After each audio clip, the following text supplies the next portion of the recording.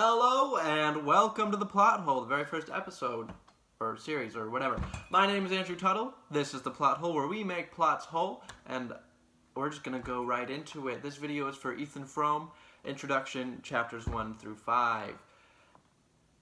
I'm excited. Ethan Frome is a book. It exists, and teachers assign it. So I'm gonna give a quick rundown of each chapter. I'm gonna try and keep the summaries under 5 minutes. But that will be faster than reading the chapter for you. So whether you have a test tomorrow, today, in a week, and whether you just had an assignment to read a chapter but you don't have time to because, sports, and if you want to get into college, do you know how many extracurriculars you have to have? A lot of them. So I totally get it. I've been there. So I'm here to tell you about everything in the chapters, the things teachers might be looking for, the little bits and secrets. But this is the summary video. If you want more in-depth, then you can go to, I'll be making symbolism videos, quote videos, all that good stuff. So I'm going to be doing Ethan Frome right now, but if you have a book that you need to read for school coming up, you're reading it right now, let me know in the comments what you're reading so I can do videos on that and get you the information that you need, because I know you've got a lot of stuff to do, and I'm going to try and make it easy as possible to get a good grade, know a lot about the book. Maybe you don't have time to read it all. Totally get it. Let's go right into it, starting with the introduction to Ethan Frome. It's like the secret 11th chapter, I guess. Cool. Oh, one more thing. I know you might have been assigned a different chapter, like chapter 3 or chapter 4. You read chapter 1, but tonight you don't have time to read chapter 2. So I'm going to be putting here, pretty cool, a scrub table of content sort of thing where you can fast forward to the chapter that you need for ultimate efficiency. Now we'll get into the introduction. This is Ethan Frome. Boop. Ethan Frome, introduction. So the novel starts off with an unknown narrator. We don't know who he is, but he is a he. Talking about how he's getting pieces of a story bit by bit. And we don't know what the story is, but every time that he talks to someone else about it, he gets a little bit something different. So we can't make sense of this story. But we do find out quickly that the story he's talking about is that of Ethan Frome. And he's curious about this because Ethan, as he sees him, goes to the post office like every day. Ethan limps, he's very quiet, he's described as being grizzled and unapproachable, right? He's got a gash across his forehead and he limps and he drags himself, but he's also very tall, but he just looks beaten up, man. And so the narrator's curious about this, as one often is about people that limp. So he asks around and he gets some stories, and that's what this is talking about. But Ethan's always going to the post office to pick up medicines that have been sent to him, addressed to someone named Zenobia, which is Zeena, Ethan's wife. Zenobia and Zeena are the same person, just in case there's any confusion on that. Same gal. So the narrator is in Starkfield, which is where the novel takes place, for work. He was going to work in Corbury Junction, the next town over, but there was a carpentry strike, so he couldn't stay there. There was no room for him to stay there. So he's staying in Starkfield, but he has to commute every day to work.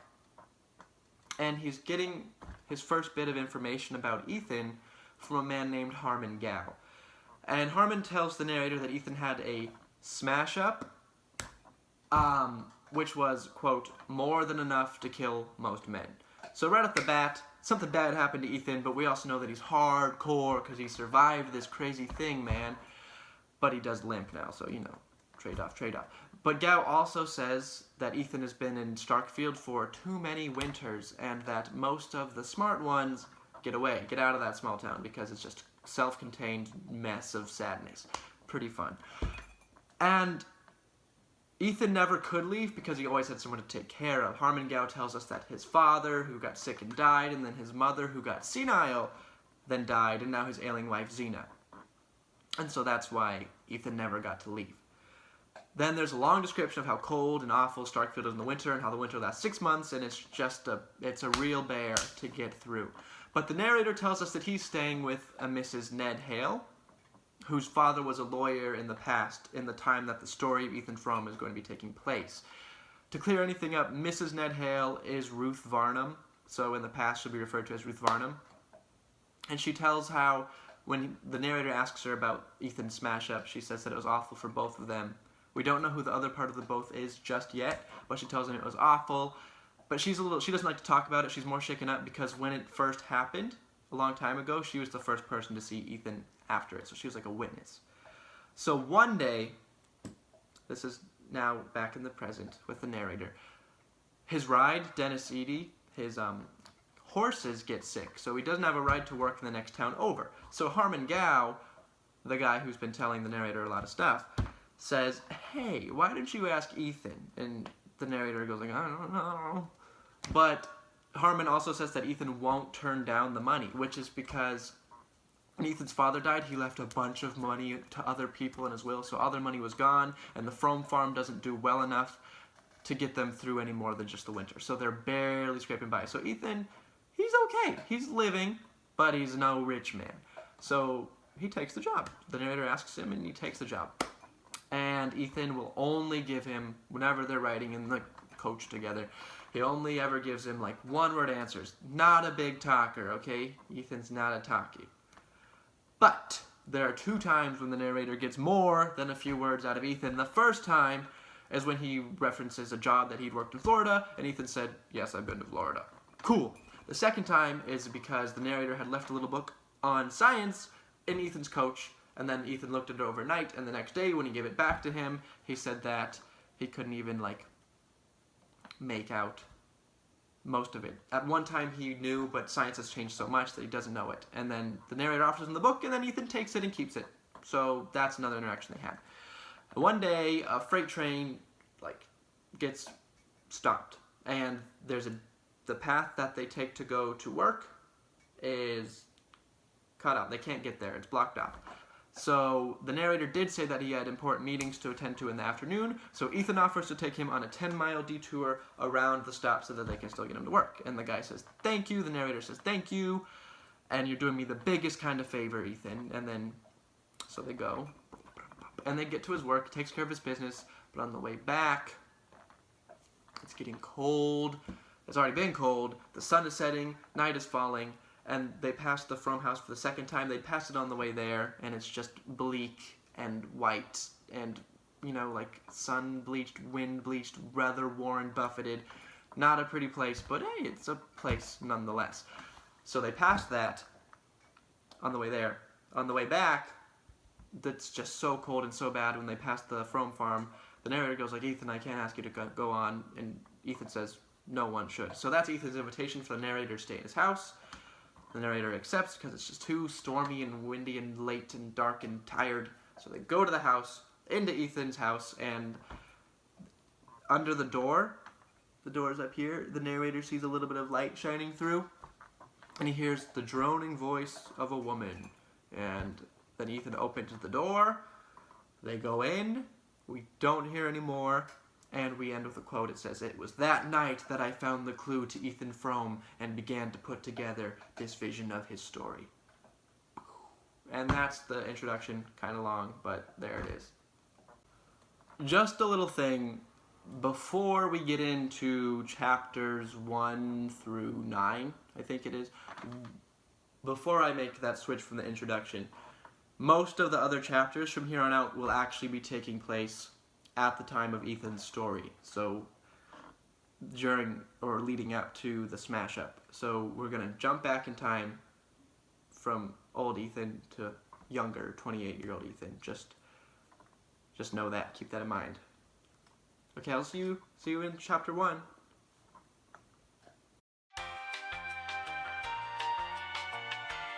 Ethan Frome, chapter 1, let's get right into it.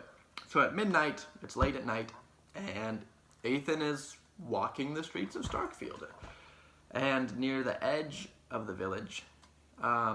So he's walking through the town, and he's thinking about stuff.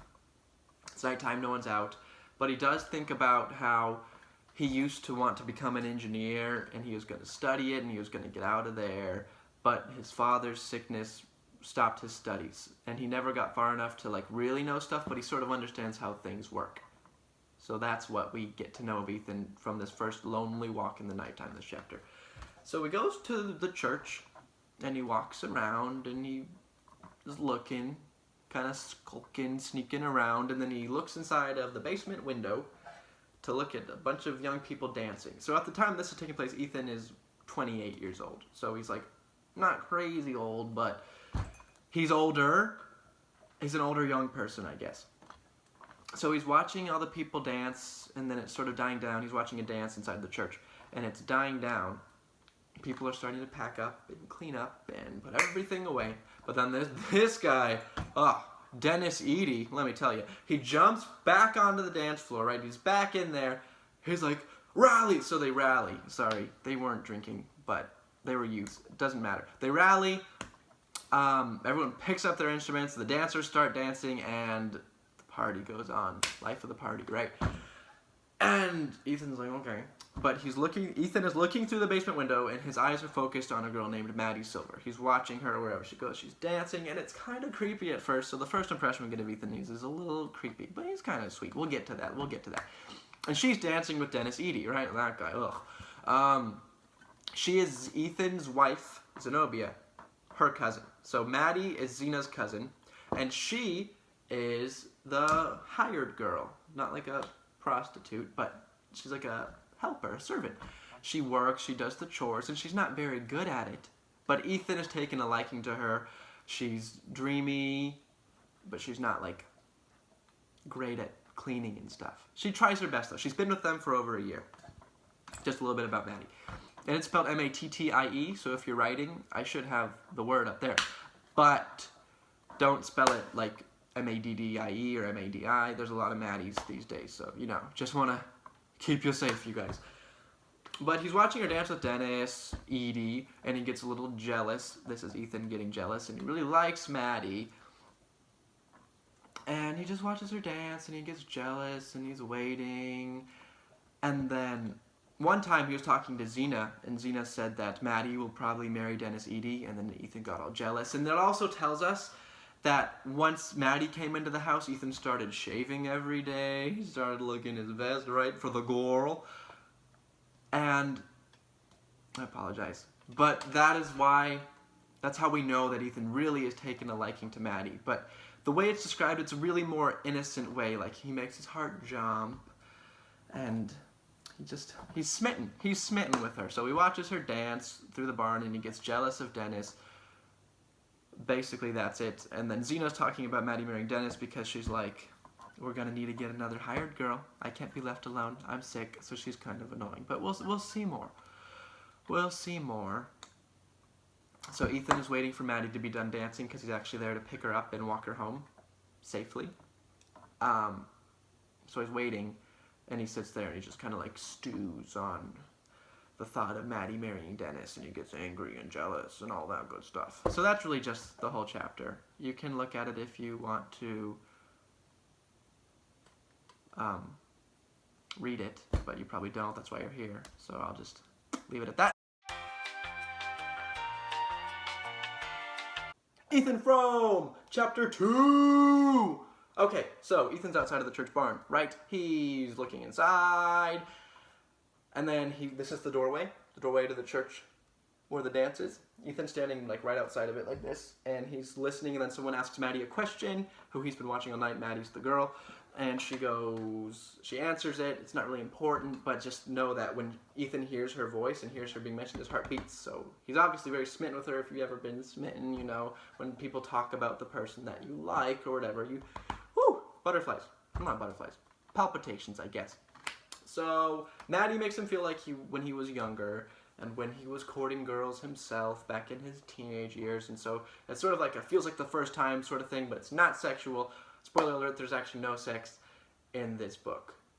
I apologize, but that's the way it is. So he's waiting outside, and he's thinking about how when Maddie comes out of the door, he's going to see her, and she's going to see him. But then he gets kind of cold feet, and she's about to come out, and he shrinks away into the shadows in the trees over here, and then Maddie walks out, and he sees her, but he doesn't approach her, he doesn't let her know he's there. And then as Maddie's out there waiting, this guy comes out, and he's like, whoa, Maddie, that sucks that your ride didn't show up. He's obviously hitting on her. He's like, so low of your ride to not show up. And he keeps on telling her that it's cold outside, and that he should ride with her in his father's cutter, which she had asked about. A cutter is like a horse-drawn sleigh that Dennis Eady, this guy, piece of work, he got to use his dad's car, basically is what's happening, and he's trying to show off to Maddie, like, oh yeah, get in my car, I'll take you home. And she's like, no, thank you. And then he pulls it around. He does the pull around. And then she's like about to get in. And then she doesn't. But she was playing with him the whole time. She was not going to get in. So basically he's flirting with her. He offers her one last time to go right with her. He tries to like push her in playfully. And then she's like, no. She walks away. And so he takes off, you know, because you just leave girls alone outside in the dark and cold by themselves. You don't do that. But Ethan walks out and makes himself known. And Maddie goes, oh. And then he's like, yeah. And then he asks him to go. So he's like, let's get home. So they're walking and talking. And basically the whole chapter is Ethan and Maddie walking home together, arm in arm.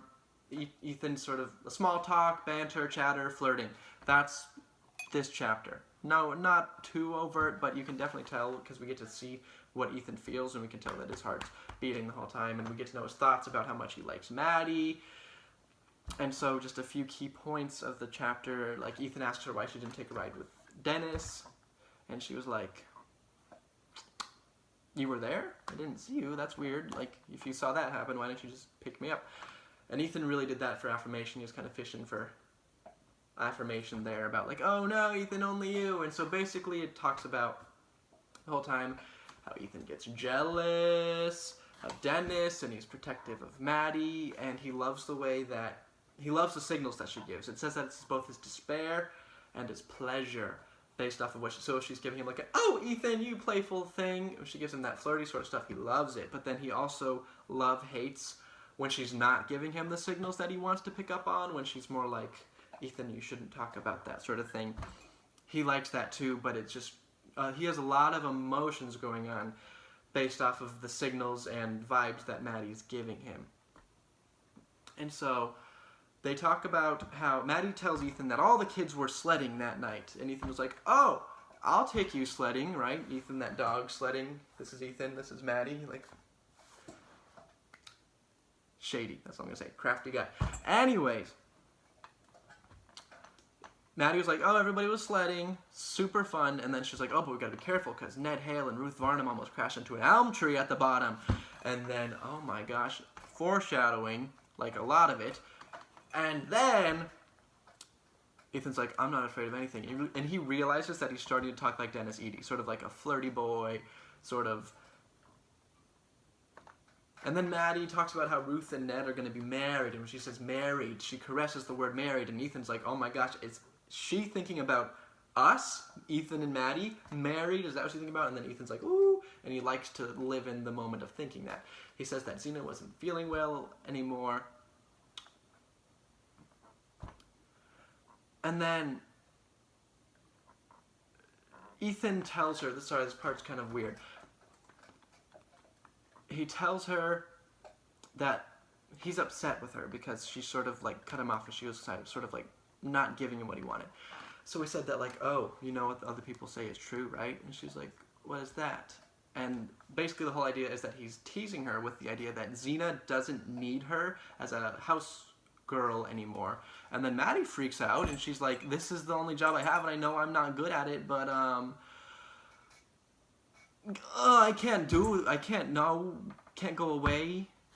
I'm not suited for Zeena, I know. And she confesses that she's not good at it, but she's trying her hardest and she's learning. And then Ethan asks her if she wants to leave, and she goes, where would I go if I did?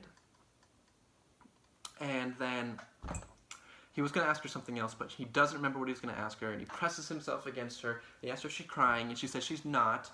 And then they walk past a headstone, and this is an older time, and they have a family farm, so they bury their family just on their property. So they're at Ethan's property. He passes all the headstones of his ancestors, and they seem to haunt him, and they say, we never got away. Why should you? And so he's haunted by this, but he doesn't feel as bad about it because he used to think that same thought his whole life. But now that Maddie's here, the world seems a little brighter, and he doesn't mind as much. He's not bothered by it. Ethan is never as happy when he's entertaining the dreams of him and Maddie, so whenever he's thinking about like them together, that's when he's happiest. So he puts his arm around her, and then they're climbing up the hill to get home, and he says he's going to stop talking about Dennis, he's going to stop talking about all the stressful things. And so they go inside, and Zeena usually is asleep by now because she's sick and she's old, so she usually leaves a key underneath the mat and the back door. So Ethan goes and he's lifted up the mat and he's looking around for the key on the ground. And then he looks underneath the crack of the door because he's already down there, and he sees that there's a light on inside the house. And he goes, "Who's inside my house?" And he sees movement, and he's like, "Ah!" But the door opens. It's Zeena. She said she felt too mean, like she felt too bad to go to sleep. And so she's like, "Hurry up and get in." So he opens the door, goes in. She like tells Ethan to like shake off your boots. And she's kind of grumpy. She comes off gruff, and Maddie like apologizes, and Zeena like brushes her off and tells her like, "Well, Ethan, shake off the snow. Maddie, come inside." Whatever. She's not too pleasant. And so Ethan didn't want Maddie to see him go up the stairs with Zeena because that's them together, and for some reason in his brain he didn't want Maddie seeing that. So he tells Zeena that he has like sawmill accounts to work on in the living room, and so he'll go up to bed later. So Maddie doesn't see them walking up together, even though she knows they're married. It's not a secret. And then Zeena just goes, "It's cold." And then Ethan's like, "Okay." And so he follows her upstairs into the bedroom. And that's it. That was a long one. Sorry, guys, but we'll go right into chapter 3. Chapter 3. Let's get right into it. So Ethan is working outside in the wood, and he's thinking about what happened last night. So it's the next morning. He's outside working in the sawmill, doing sawmill stuff. And then he thinks about what happened last night. And you know what happened last night? Nothing. So him and Zeena go into the room. They close the door, whatever. Zeena puts some medicine on a rag, puts it over her head. She gets in bed and lies over. Then Ethan gets undressed. This dog, he gets undressed, gets in his pajamas, whatever. He turns off the light before he gets into bed so he doesn't have to look at Zeena. So obviously there's a little bit of trouble in paradise. We knew that though, based off of his obsession with Maddie. And so he lays in bed, and then he sees a faint light underneath the crack of a door. Yet again, a lot of door crack light happening in Ethan Frome. And he sees that, he hears Maddie moving around. He knows that he's awake, so he doesn't go to sleep until Maddie's lights are out and she's done. And this is his favorite time of day to think and lay down and just think about stuff. But he's too distracted based off of thinking, why didn't I kiss Maddie tonight? He's thinking like, why didn't I kiss her? And he knows he couldn't have. There's no way he could have. He's a married man. He's respectable. But every time he entertains that, he just goes, man, why didn't I do it? Why did I not kiss her? And he thinks about how much Maddie has changed since she got there. She used to be like thin, or like she's still thin. She's a looker. She's not like bony, but she's done well. She's glowing more. And we get a little bit of background about Maddie. And her father died, and then her mother died. Same with Ethan. And then she didn't have like any money. She sold her piano. She started working retail a little bit. But it was just really, she wasn't doing too great. She was an orphan. She was 20. Well, she's 20 now. I don't know. She was a teenager then. It wasn't awfully long ago, maybe 17.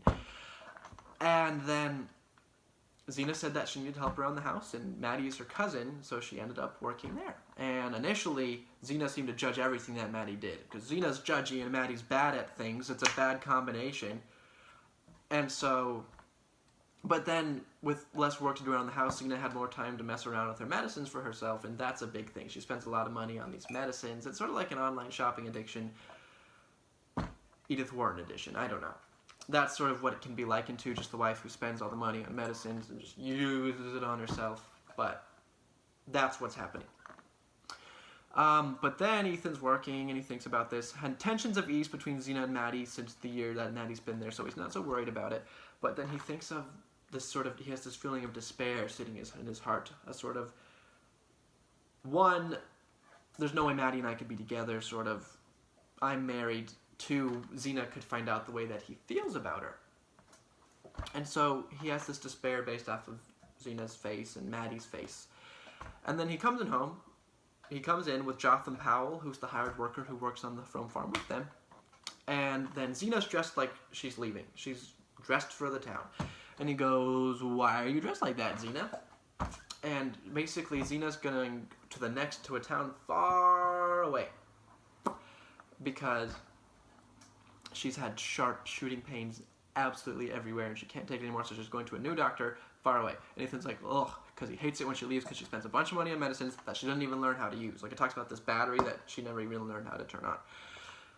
But she's gonna go, and she says if Ethan's too busy, Jotham can drive her. And then Ethan realizes the town that she said, and I'm pretty sure it's Bettsbridge.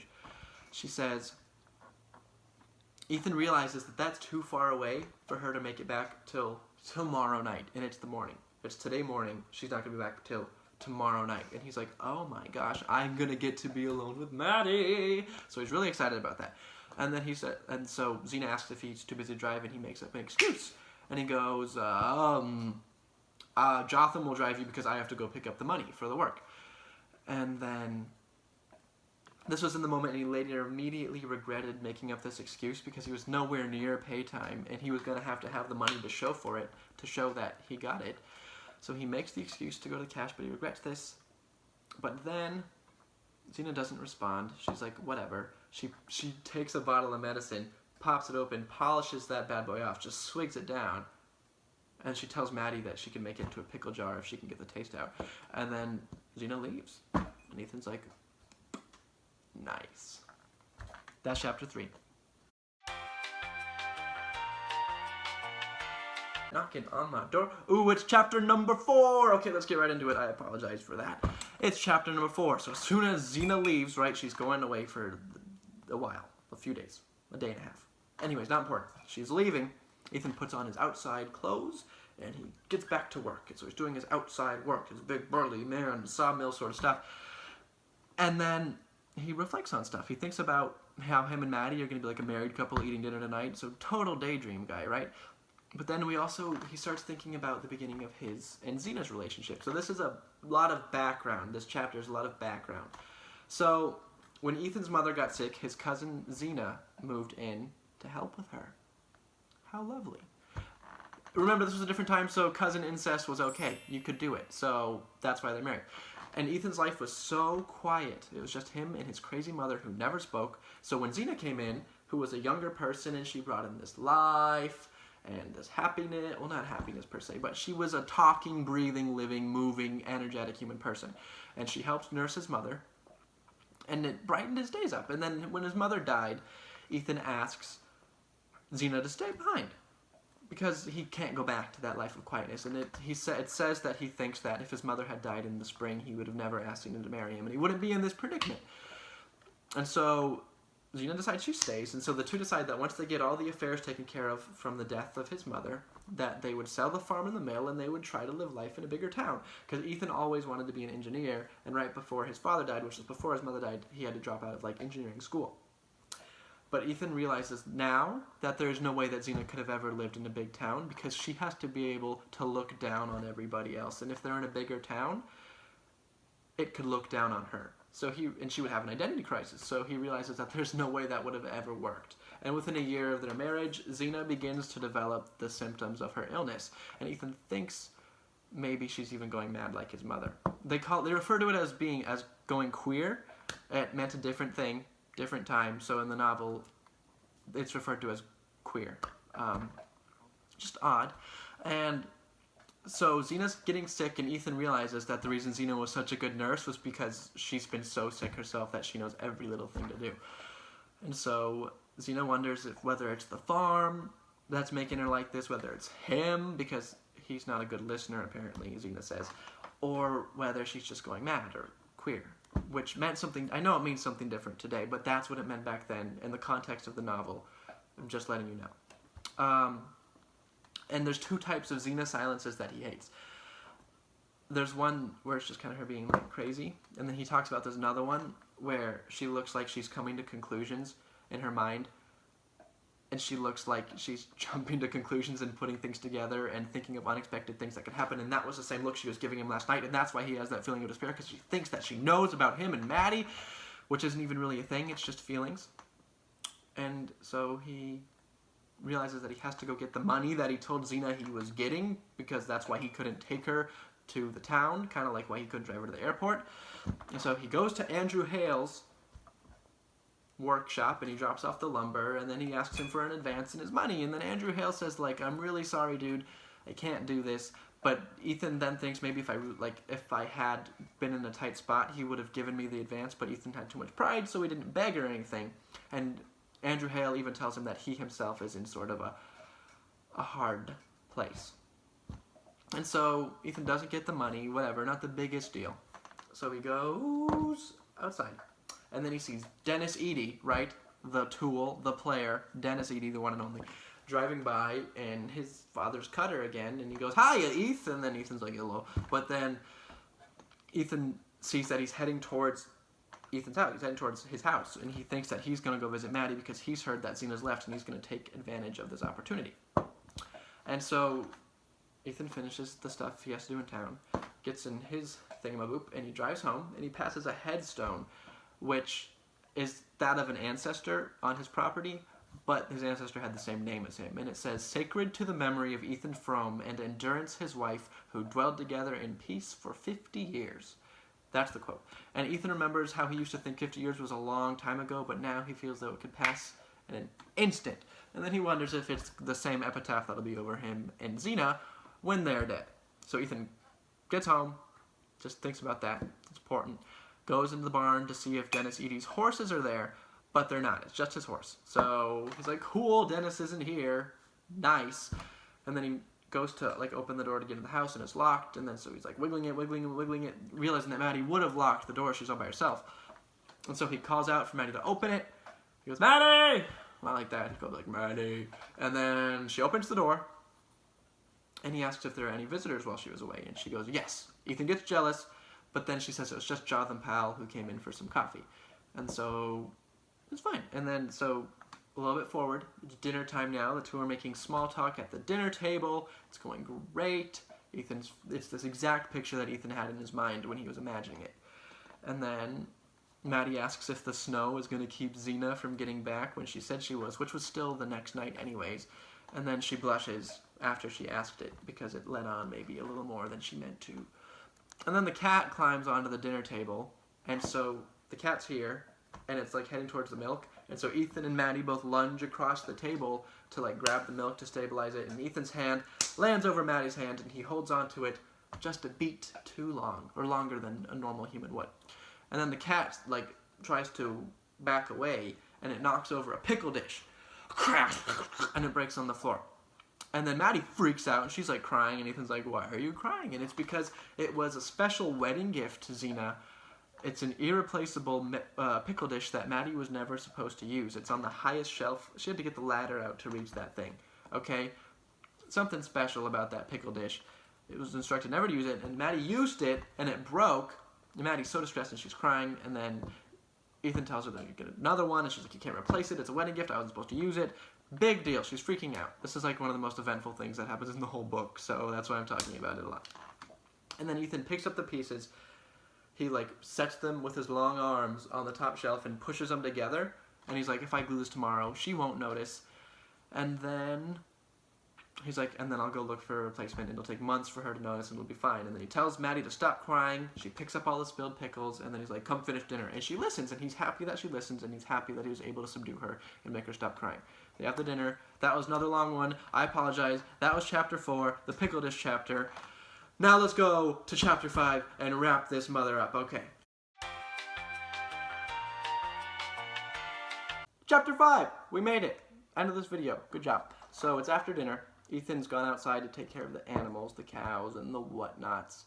I think it's cows and logs. Anyways. But he comes back inside, and Maddie is sewing on the stool by the fireplace. And then he sits in his normal chair, because that was a thing back then. Like, it might still be a thing. Like, your parents, they might have a chair. You have the dad chair and the mom chair. I don't know. My parents have that. Anyways. And so he's sitting in his chair, and then he tells Maddie to come over, because he does. He can't see her. He tells her to come over, come sit in Zeena's chair. So she sits in Zeena's rocking chair, and she's kind of uncomfortable, and then after a little bit, she goes back to her stool by the fire, because she says she can't see for her sewing. And then so Ethan can't see her anymore, so he gets up, goes over to the kitchen, and pretends that he's checking on the stove, when really he's just looking at her, and the cat jumps on Zeena's chair and glares at the both of them.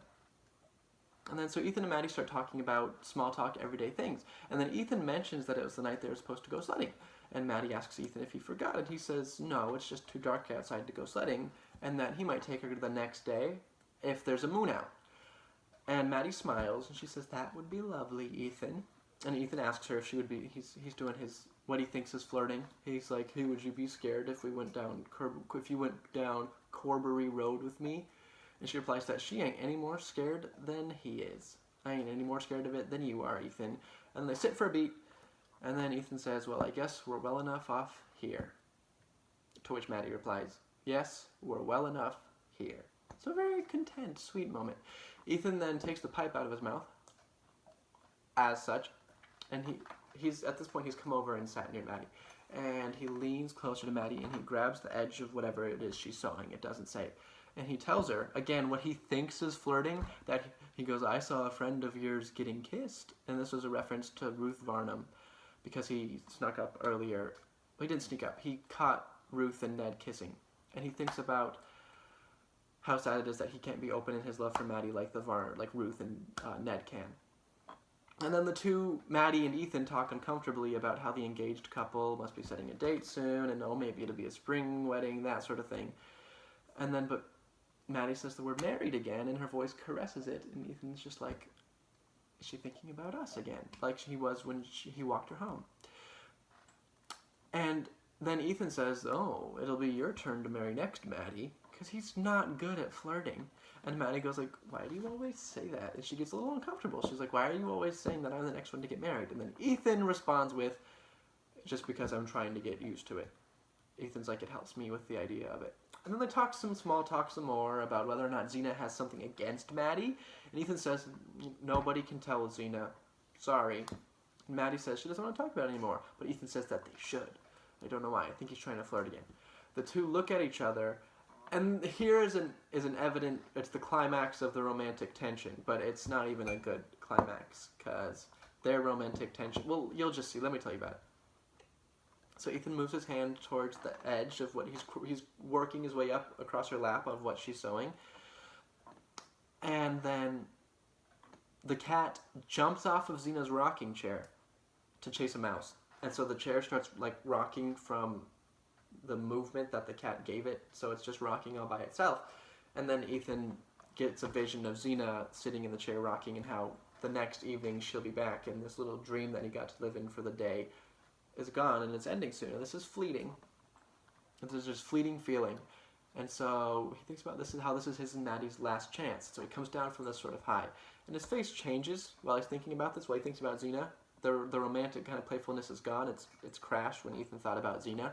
And Maddie notices this, but Ethan kind of doesn't want it to end, so he bends over and he kisses what Maddie was sewing. He thinks of it as like an extension of her.